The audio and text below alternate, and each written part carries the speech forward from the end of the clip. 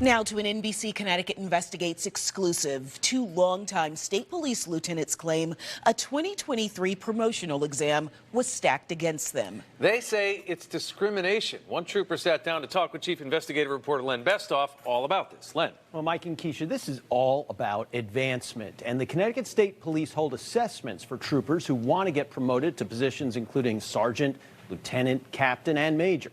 Last February, 9 troopers passed a captain's assessment. 7 were promoted, 2 were not, getting the lowest passing grades despite 44 years of experience between them.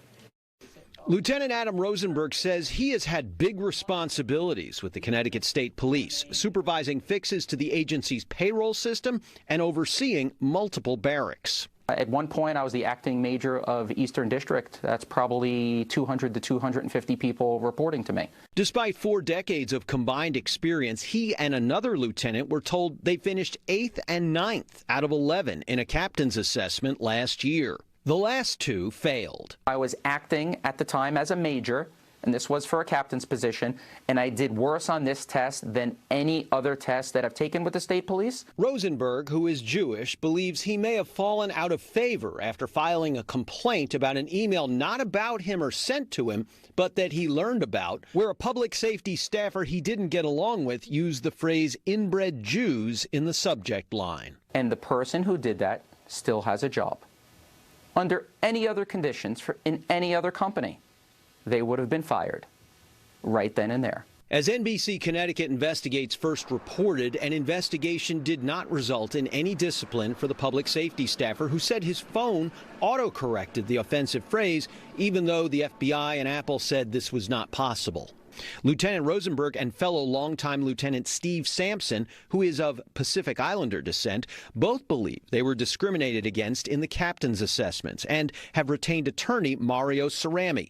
Cerami sent a demand letter to the state for the original email with the assessment scores. We're still examining whether this happened. We believe very strongly that our clients performed better in the raw assessments than the final results that were issued by the department, by the Connecticut State Police. In his demand letter, Cerami said going forward, Connecticut must follow the same assessment protocols neighboring states use, including no fellow troopers on the assessment panels. Assessment questions must be devised by the contractor overseeing the assessments and changed each day to prevent them from getting leaked. And all assessments must be recorded. We believe the people of Connecticut have every right to know about the integrity or lack of integrity in this testing process. A recent state investigation was unable to substantiate the captain's assessment scores were altered. Attorney Cerami questions the thoroughness of that probe, though, which is why he delivered this demand letter asking for documents. A state police spokesperson said there is no word if agency leaders have reviewed this, and they probably would not comment on a pending matter. Len Bestoff, NBC Connecticut Investigates. Keisha, Mike, back to you.